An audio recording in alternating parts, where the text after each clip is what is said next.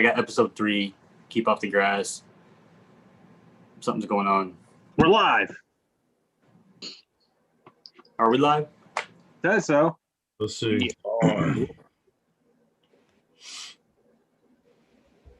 There it is. Yep. Yeah.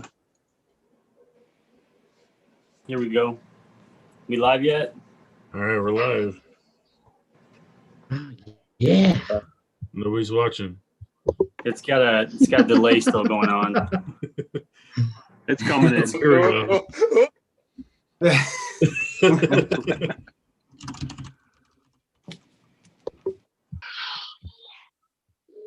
I'm going to get a beer. Be right back. Oh boy. Yeah. Oh yeah.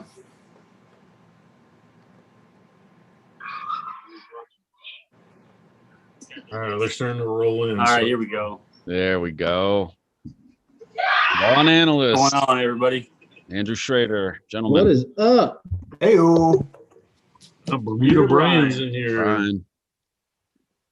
Papa Blaze Sorry, will get I don't beer. understand. Tell me about it.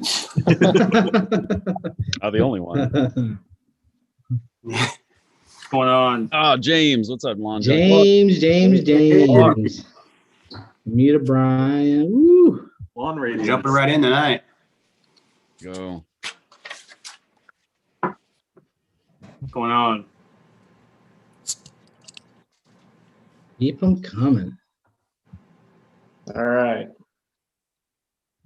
Give a few more minutes here. Let some more guys roll into the chat. We'll Yeah. kick her off. Someone go over to. Oh, never mind. Oh, Dave Blicky's in. Uh-oh, there he is. Uh-oh. There's Dave. Let's What's go, up, boys. Dave? What up, What's Dave? going on? What's up, fellas? Dave, what are you drinking? Tuesday. I like it. What's That's up, part Tuesday Dan? besides the Hawks winning. There we go. Yeah, that's an easy way. Best part of Tuesdays. Lay Besides low. tacos, There you what about go. tacos? What's going on? Made you look. What up, man? Oh, wifey's in the house. Uh-oh. Nice. That better be good. Pressure's on now. Yeah. Yeah, you gotta do Uh-oh. that. Pictures. Oh, pictures. Good evening, Mrs. Stripe Life. Fellas. Need a Olee laugh in there, man. All right. Oh, you got that beer yet? Gotcha, bitch. I got 2 on deck. I made 2 drinks in advance. Oh, right. that's a smart man right there. What do you boys say we go ahead and kick off the show? What do you think? All right, Let's do it. Do it. All right. So my name's Nate. You guys know me as Stripe Life. I'm going to kick off the show tonight. So welcome to the Keep Off the Grass livecast on this very special Groundhog's Day. So, Nice. You know, I'm going to say that again. Welcome to the Keep Off the Grass livecast on Groundhog's Day. No, I'm just messing with everyone. So, you know, it's February already. You know, it's kind of hard to believe that it's February already, which means, you know, for most of us, we're starting that little countdown about a month or so, and we're gonna start licking our lips and get ready to get out in that lawn. I know you guys out on the East Coast, you're probably not doing much lawn thinking right now as you got dumped on by a foot of snow, but it's coming. So as you guys shoveled out, the snow blowed out, just remember those green grasses days are coming. So get ready. Tonight on our show, we're going to go over pre-emergents. We're just going to kind of talk about it. You know, we're not pros. We're not experts by any means. You know, we're just 13 DIY lawn dads who we got nice lawns, you know, and we think we know what we're doing. We're going to talk about kind of our experiences, what products we use, why we use them, and just bullshit. Okay, we're just going to talk a little bit. We do have a couple giveaways tonight. We got the Toro sunglasses. We're going to give those away. We also have the Sean. He's going to do his Barenbrug box. We're going to do that right away here. But Nice. you know, as we like to kick things off, guys, you know, what do? We need to grab our glass, hold that baby up. Everyone get your glasses up. 2 extra points for drinking a Busch Light tonight. And remember, keep off the grass, boys. Keep off the grass. So I'd like to start things off by, wait. I'd like to start things off by welcoming our newest, we got an 18-year-old new team member on the show. Wait, never mind. Brent, is that what? you, Brent?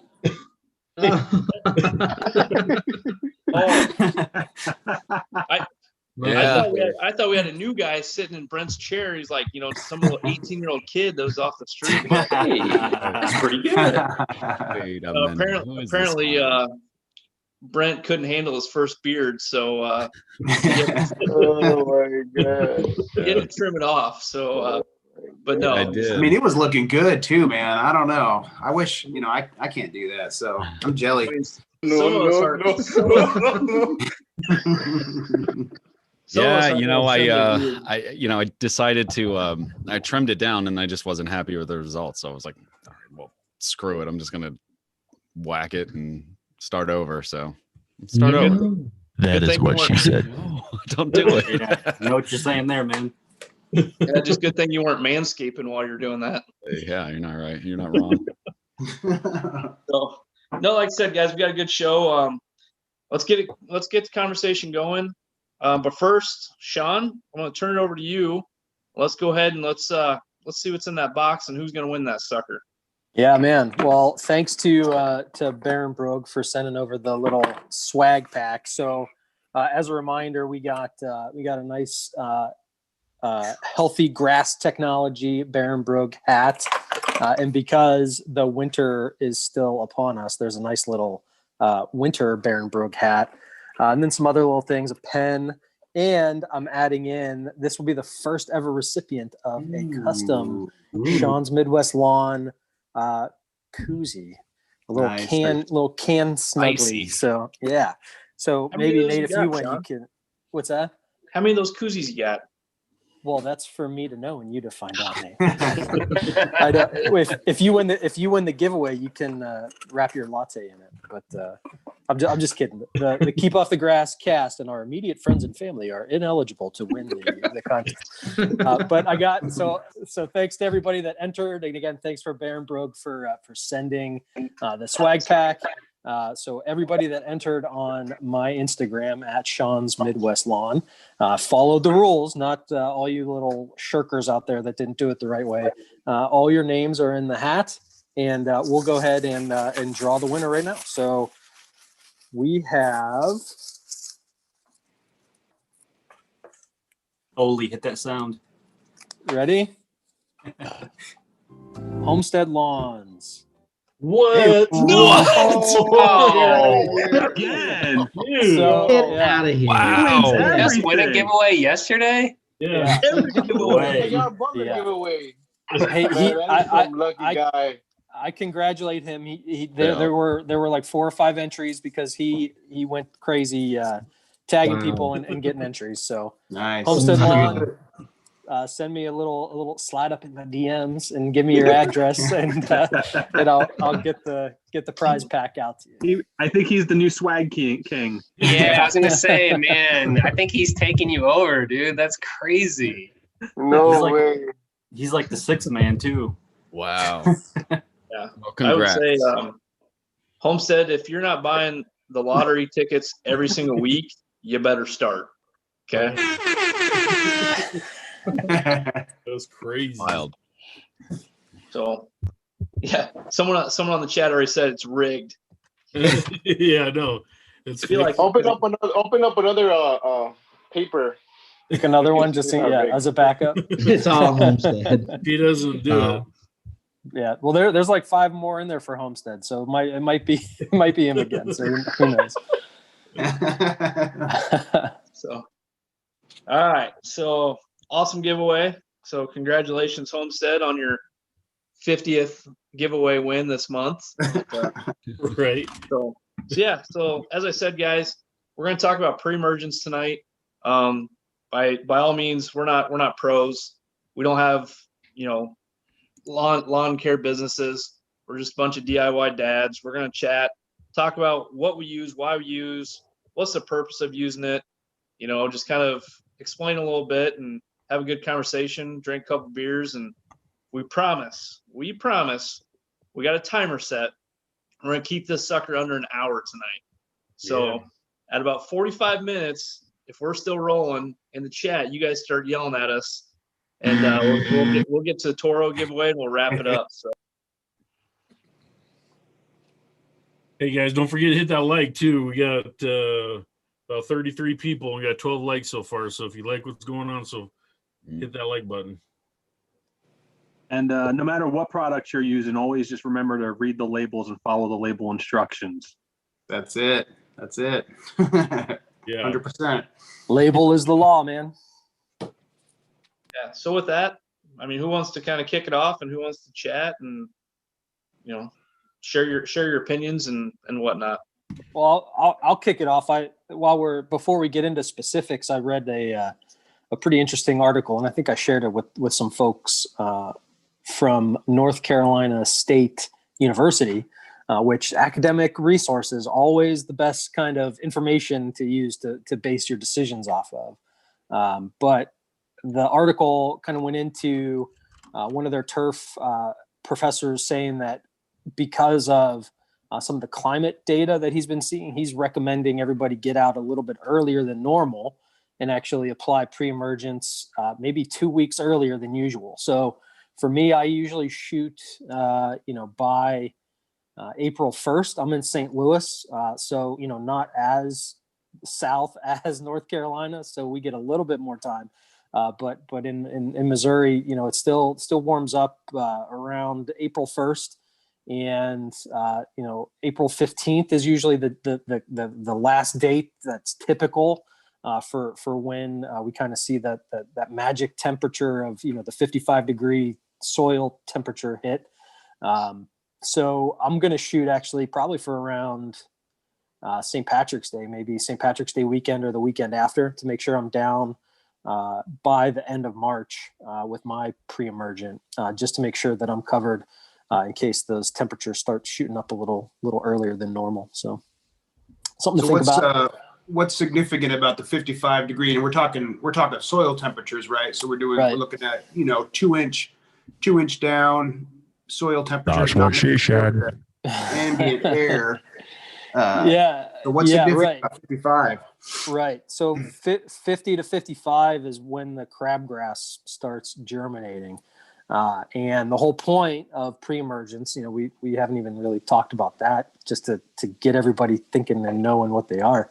It's that product, that pre-emergent herbicide product that you put down on the grass to keep weeds, usually like grassy weeds like crabgrass especially, from being able to germinate. So it actually puts like a barrier on your soil in the first couple inches of your soil that keeps the weeds and really any plant from being able to germinate and put out roots and being able to grow and sprout from a seed. So we all have crabgrass seeds sitting dormant on our grass right now.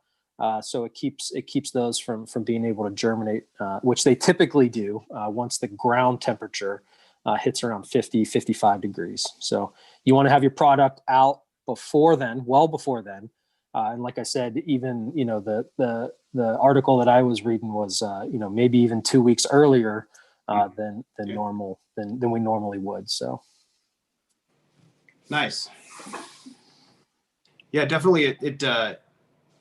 I think pre-emergent, ever since I started using it, it was about, I think this will be my third year putting down pre-emergent on my lawn. And man, it's made a huge difference, especially when you compare it to the neighbors. I mean, you think about what, you want to have a nice, healthy lawn, thick lawn, that seems to be the first defense against weeds, is a nice thick lawn, because you kind of crowd out the ability for those to really reach above the threshold of the grass blades. But, if you do get weeds that pop up and if you can't stop them before they start, you're going to have those bare spots, at the end of the season. And that just exacerbates the problem and allows more weeds to infiltrate.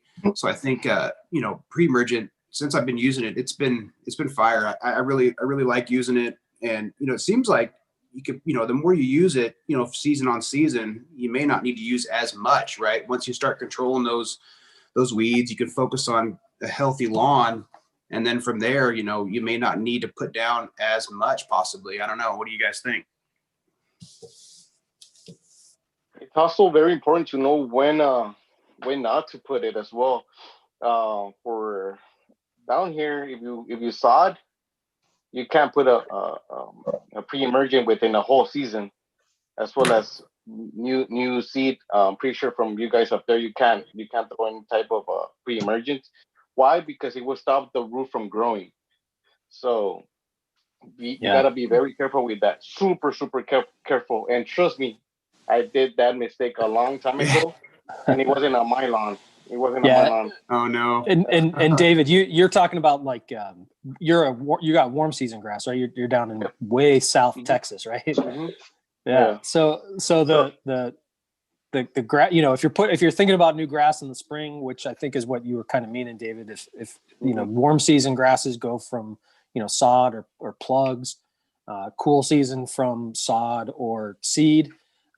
And if you're doing that in the spring, which is also the time when you're applying your pre-emergent, you're going to stop your grass seed from being able to sprout and grow, and you're going to stop your sod from being able to put roots down to take.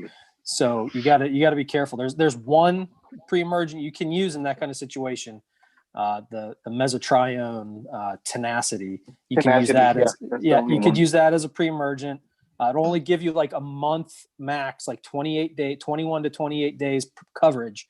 So, you know, put it down, put your seed down, let it sprout and grow, and then hit it with something like prodiamine or dithiopyr to get that kind of season long extended coverage over the new grass after it's starting to grow. So you guys think there's only two pre-emergents, prodiamine and dithiopyr? You think that's the only two to use?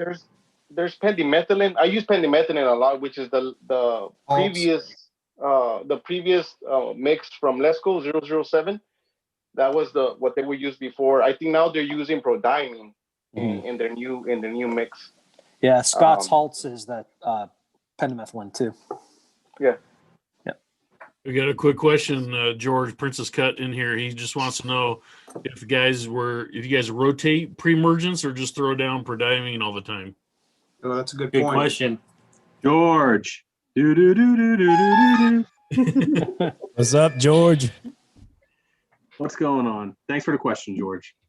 No, I know for me, I'll kind of talk about that a little bit, and then, you know, just real quick, you know, I've switched it up. I know my first year I used the Anderson's Barricade, which is like a 0.48% prodiamine, which, you know, it's supposed to, you know, block and kill off, you know, grassy and broadleaf weeds. And this ending of this for the post-emergent, I was using Image and 2,4-D to take care of both of those.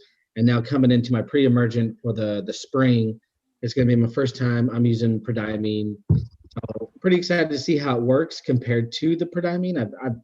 The Barricade. The Barricade for me, I thought it worked really well. So I want to say the prodiamine works compared to that. A lot of the stuff that I've been reading, it definitely talked about you'll want to rotate your pre-emergents. I don't know that it necessarily has to be every season. I mean, we're talking about turf grass, not, you know, crops and corn and soybeans and stuff like that. They have, I mean, the stuff I was reading, they have way complex, you know, weed prevention and killing processes. But I've used prodiamine. This will be my third year, but definitely next year I'll be switching over to the dithiopyr, however it's pronounced. And I think that the benefit of those is they work on microtubules, root development, shoot development, but the chemical structures are different enough to where it wouldn't be like using halts or the pendimethalin and prodiamine are the same class. So I don't know that I would use those in alternate, but definitely the dithiopyr and prodiamine, you know, back and forth every few seasons. So I haven't used that yet, but that's what I'll be buying next year for sure. And the dithiopyr gives you a little bit of it'll actually kill little seedling weeds too. So if you're a little bit late getting your pre-emergent out and you're starting to get, I mean, you can't let them get can't let them get too big, but once they actually start to sprout, the dithiopyr will take care of those two little sproutlings, little sprouted weeds before they get too big.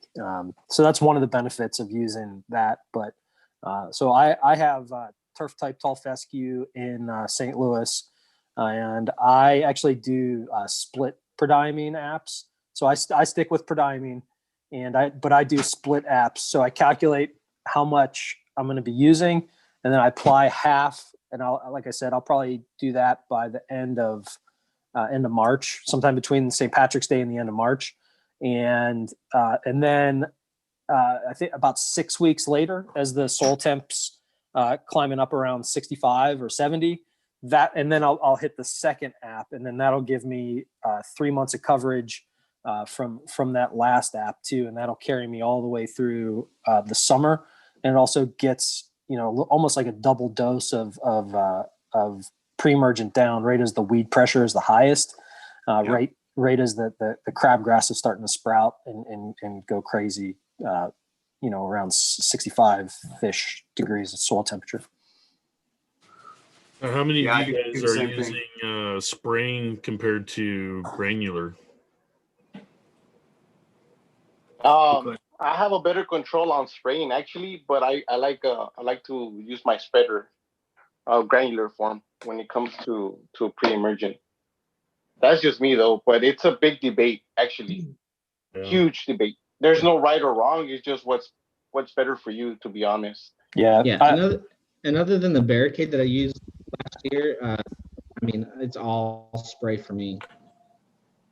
Yeah, I mean, the key is if you're really confident and comfortable spraying your yard, then spray is a great option. You're going to get great coverage. If you're really confident with using your spreader, go ahead and spread it, your pre-emergent, and get coverage. Make sure you're doing the north, south, east, west alternating passes, so you're getting better coverage over your yard. But just do whichever mode of application you're most confident and comfortable doing, because this is one you don't want to mess up and miss spots or apply too much in some areas and miss areas altogether. You have to get good coverage with pre-emergent to get that barrier over your whole yard and not miss spots. Yeah, and Dave Bilecki beat me to it, but you've got to water it in. It's extremely important to water it in. We did have a few questions coming in asking about split apps. Anyone have experience with split apps that can speak to that? Yeah, that's what I do. I do split apps of prodiamine. Yeah, I do the same thing, and it works really well. And then by the time, so I'm in the Midwest too, Missouri, just like Sean, and I'll do the same thing. Once those soil temps hit 70, I'll put my second application down, which I think for me was the end of May last year, if I wrote it down right.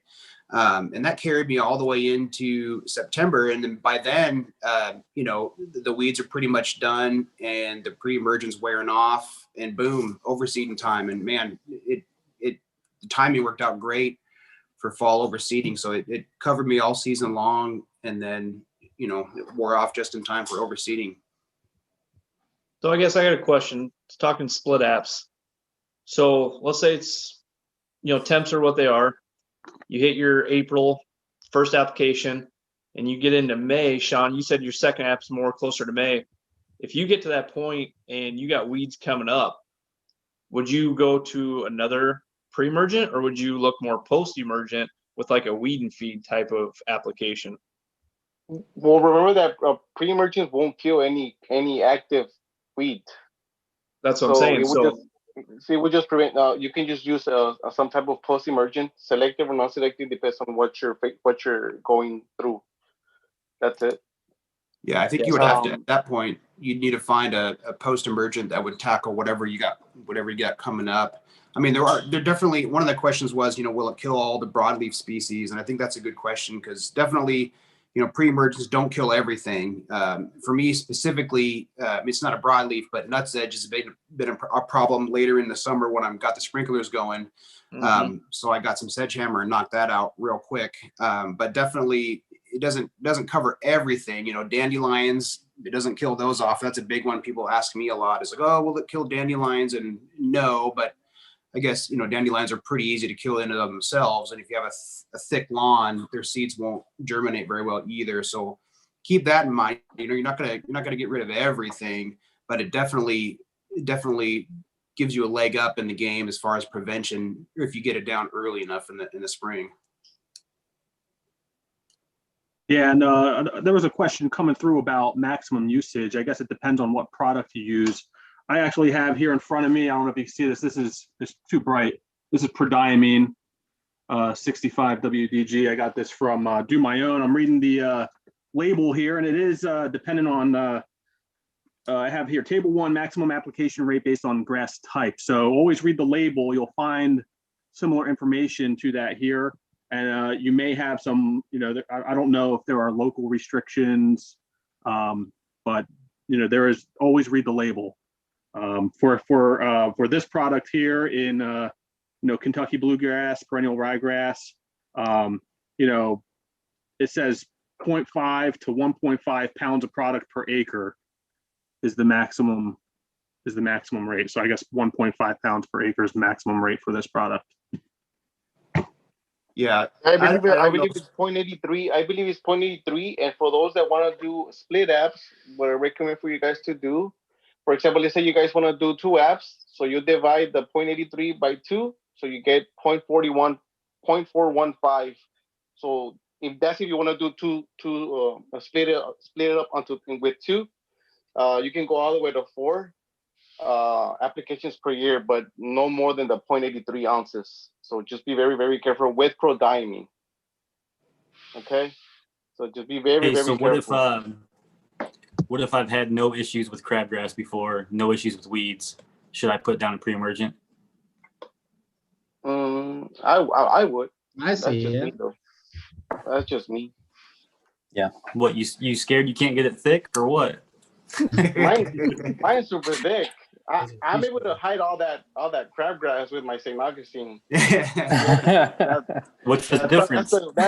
That's literally one of the good things about St. Augustine. You're able to hide a lot of the weeds that are down there, literally. I thought it was all crabgrass. Nah.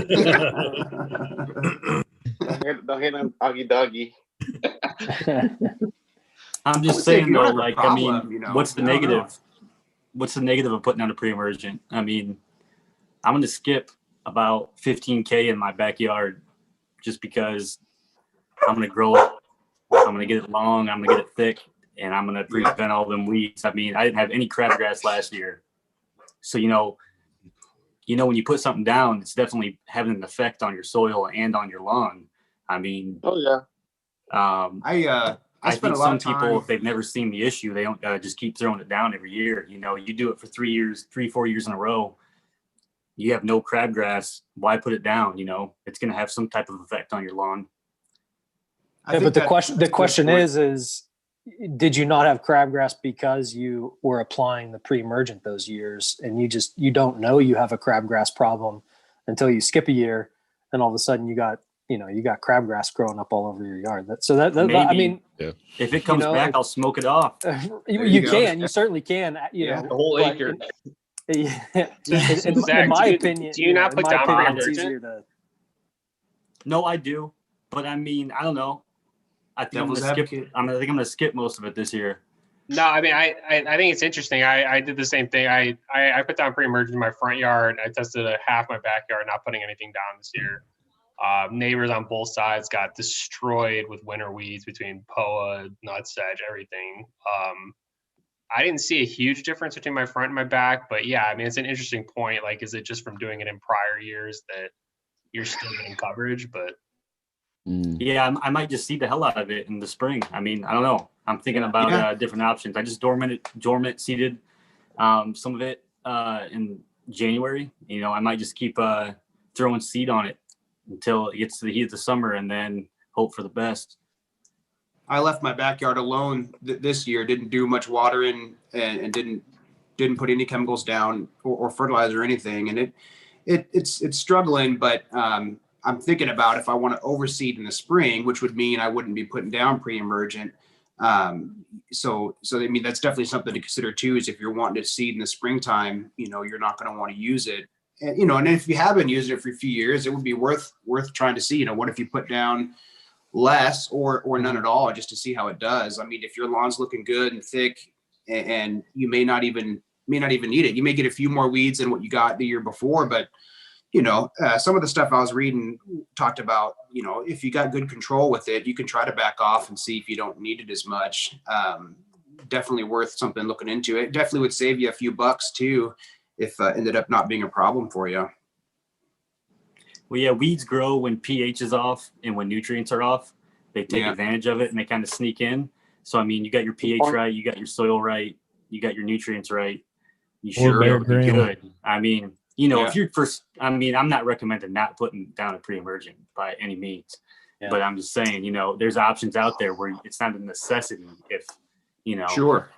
It's probably most important if you're trying to revive your lawn and really working hard to get it, looking like, like our lawns are now. If you're somebody who's new and wanting to get the hang of things, I think it's a good tool to have. That way it takes some of that pressure off your turf, and then you can focus on making your lawn as healthy as you can during the growing season. But if you already have, a fire lawn, it may not be as big of a deal. Yeah, thanks, Brett Grass Capades. He said, I think it's so easy to kill off stuff in cool season grasses. It's not 100% needed, which that's kind of what I'm saying. If something comes up, if you're aggressive with it, smoke that shit off. I mean, there's chemicals to kill about everything right now besides bent grass, which I'm dealing with. But and Bermuda and cool season lawn. I don't know. I kind of think that, and especially, out in places that have, farm stores nearby or like feed stores, you can get, a 50-pound bag of pre-emergent for, $15 in some cases. Yeah. So for me, it's cheap insurance that stops those weeds from happening in the first place. So that way you can concentrate your year on building your turf and what the rest of your fertility plan and fertilization schedule. Cause you're right. That this is only part of the puzzle. You have to have your pH right. You have to have, your micros and macros right. So that way you can have a healthy lawn. But this just kind of, to me, it like puts the cap on the lawn. So that way you could start to worry about, other things. And, if you got a bunch of weeds coming up and have to smoke them off, then you're going to have dead spots and brown spots. And, it's certainly, so there's two, you have the route to take where you don't worry about it and then kill the weeds that do pop up later. That's fine.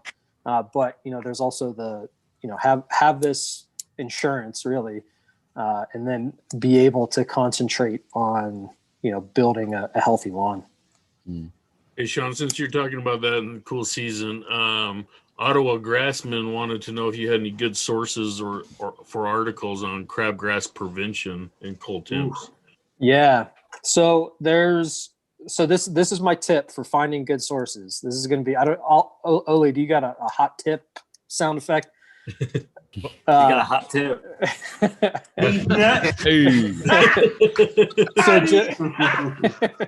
Got him. So just take your question or the topic that you're thinking about and Google search it and just add .edu at the end of your question or topic, and that'll bring up the academic studies, the academic articles about what you're looking for. So if you're really looking for crabgrass in cool season turf, just type that out and add .edu at the end of it.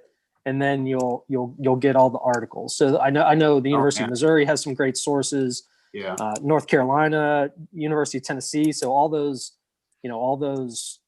big like turf program universities in they'll be kind of around the country, and you can find one close to you and get information that'll work for your region.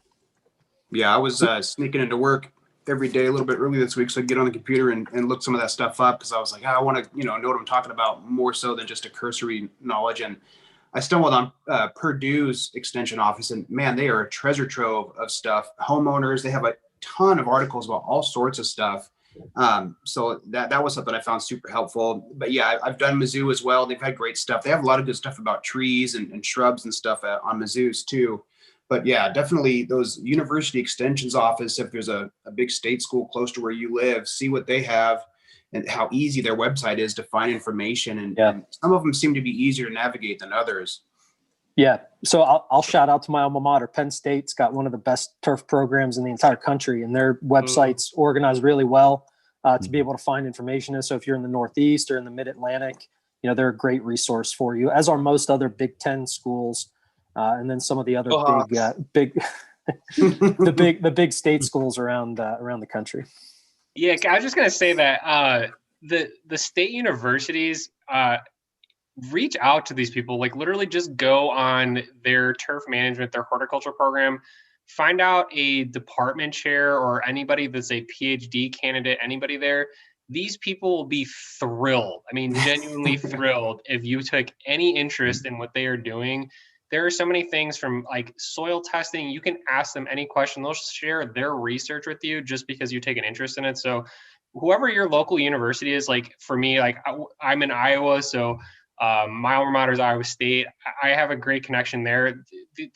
Most of these people are more than happy to share what they're doing. So I highly recommend trying to leverage that.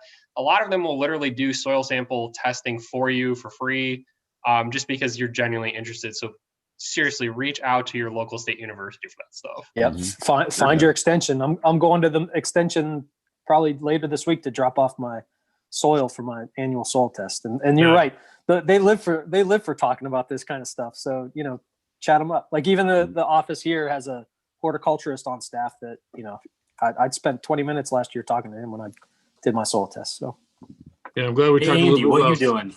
soil testing, guys, but we actually got a question from Made You Look Lawn Care Lalo. He wants to know if putting down pre-emergents are going to affect your soil test. It's a good Does question. Anybody know that? From what I've Depends read, if it has fertilizer in it. If it doesn't have fertilizer in it, it won't. But some have fertilizer in it. So Yeah. Doesn't which that's a whole nother debate. You putting down pre-emergent with fertilizer in it or without fertilizer in it? I was going to ask that same question. Or are you doing both at the same time? Right? Yeah, that's what I'm saying. Are you putting in it with fertilizer in it or without? So I buy separate, but I'm gonna when I'm putting my prodiamine down this year, I'm also gonna throw some fert down too, because that's when your grass is starting to wake up too. So it makes sense. I think that might be why, at least for simplicity's sake as well, but that might be why a lot of companies have it, some kind of a combination. Is just as you're going to be putting it down when your grass is waking up too, so you want to get those nutrients in the soil as well. Yeah. That's my thought. Yeah, I mean, I know for me, like I'm going to be doing pre-emergent and fertilizer at the same time. Now I am going to try something out that I have not done before. I'm going to bomb my whole lawn overseeding. I'm going to do it in the spring and I'm going to do it in the fall. I'm going to aerate it and I'm going to seed it because I've never done it. And that's kind of something I want to see. I want to see what it does. Just make sure you don't aerate before you put down your pre-emergent. Don't aerate after. Right. Yeah. So I'm going to aerate it and I'm going to overseed it. And I'm going to use tenacity because I'm going to overseed. Obviously, like can't use prodiamine. Nice. My original plan for the year was that I was going to do prodiamine because I did tenacity last year as well. But I think if I go 2 years in a row, probably even 3, right? Like that's probably fine. But and then switching it up after that. So this year I'm going to do, like I said, I'm going to do a spring and a fall overseed and try to get some of that new seed that I got working and see where that goes, because I'm really psyched about it, and I'm gonna do tenacity when I'm seeding it. So then probably next year I'll go with prodiamine, switch it up. So one of the things I was looking up. Oh, go ahead. So I was just saying, I was looking into leaching out of the soil and issues with runoff and stuff like that. On my social media, I get tons of questions or critiques from people saying, "Oh, chemicals are bad for the environment, blah, blah, blah." what do you guys, what do you guys know about, soil retention, leaching with, the three big ones, prodiamine, dithipyr, and pendimethalin? Do you guys know much about, do they migrate? Is there a huge risk of, harming the environment or something? Do you guys have any thoughts on that?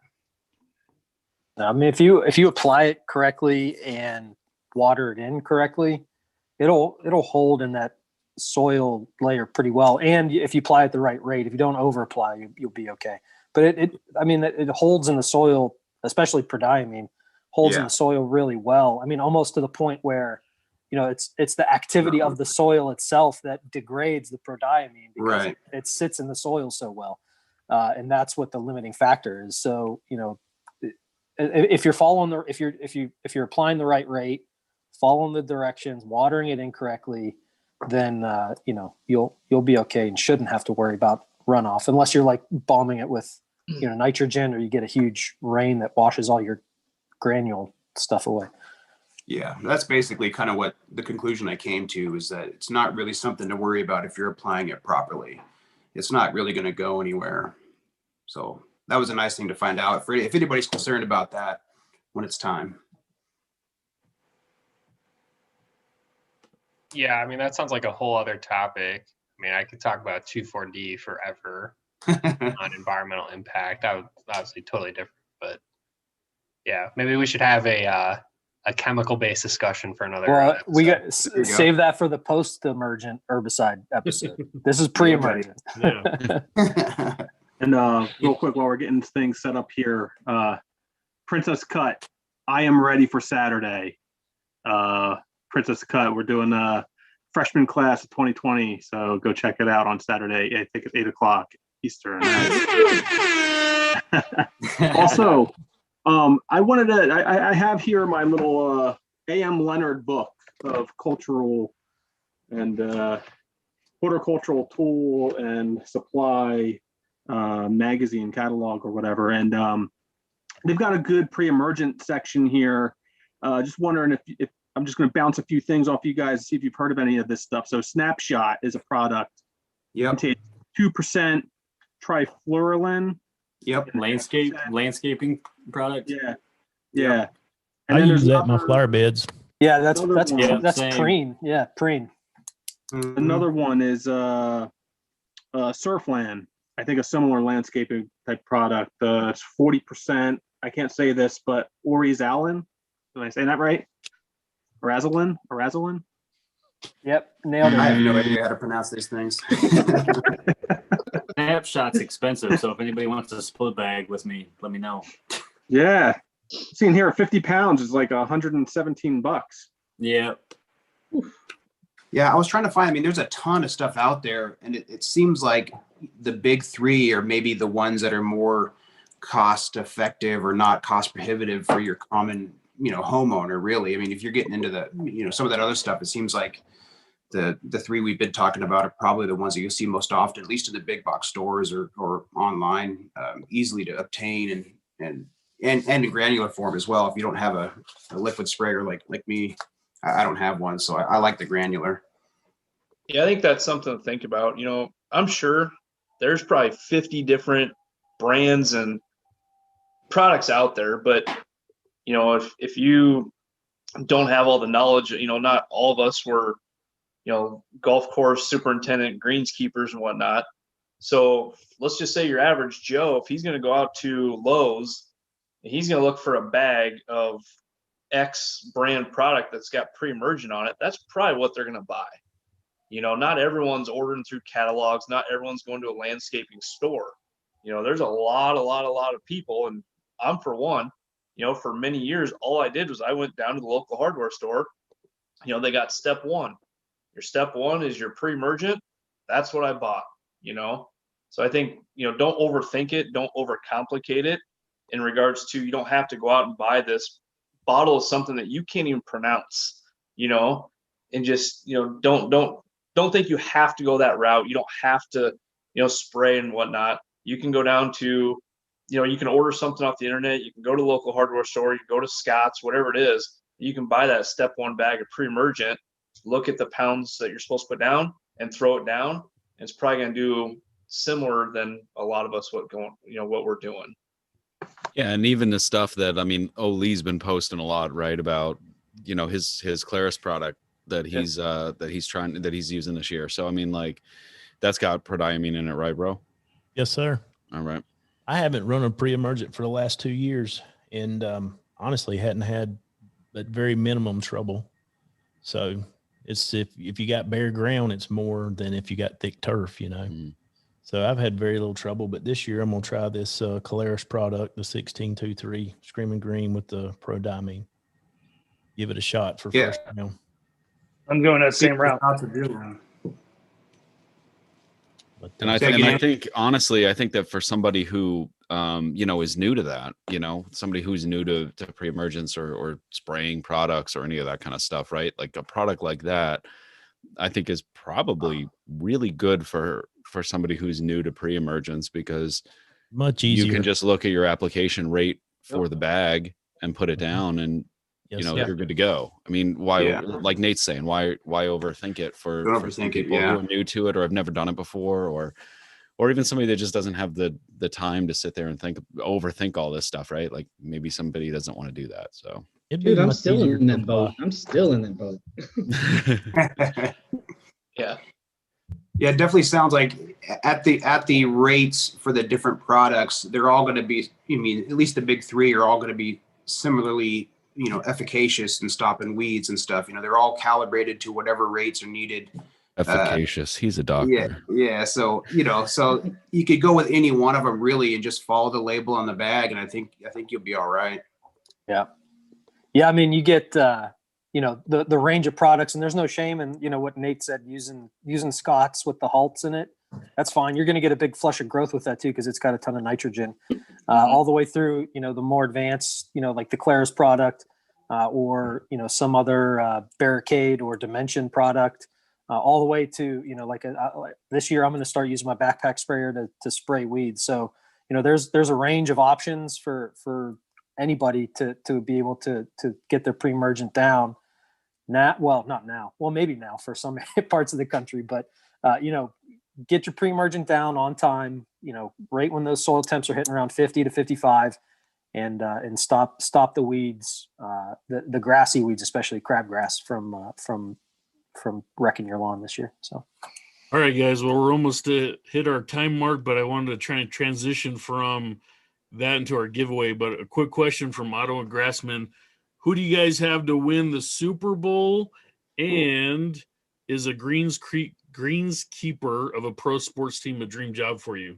So who do you guys have going for the Super Bowl? Brady. I got to go with the Chiefs, man. Chiefs. Brady's a monster, but I got to go with the Chiefs, man. Yeah, I don't want to see Brady win another one. So Chiefs. If he wins, he's the GOAT. He's the GOAT if he wins. As a Steelers fan, I don't want to see him do that. I'd like to see him win just so he's doing it outside of New England. That's the only reason. That would be cool. Yeah. Another one. He said he's going to play till he's 45. Yeah, I'm going with Chiefs. I got no horse in this race, so one of my best friends is from Kansas City. He's a big Chiefs fan, so I'm gonna go with the Chiefs. I think they're good for it. Now now I know that being a turf manager at a sports stadium is my dream job. Back when I was in college, I didn't know that, so I wish I would have known. But right, yeah. All right, I'm gonna spin this wheel. All right, let's do it. Yeah, so this is for the Toro eyewear sunglasses. I have those in hand. They're in my possession. No way. So no way. No. Are you kidding me? No.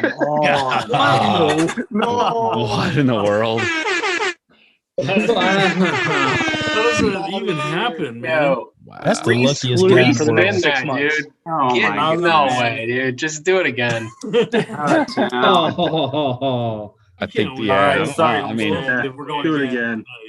Yo, Homestead, I like you, dude, but I don't know if you could win both on the same episode. He won my giveaway yesterday. Greenwood. Right? That's what I got for this spring at Greenwood. There you go. All right. Yeah, all right. There it is. All right, Homestead. That's what she said. So by by popular vote, Homestead cannot win another one, I guess. So, but yeah. So I mean, listen, no hate. I like the guy a lot. I'm just saying.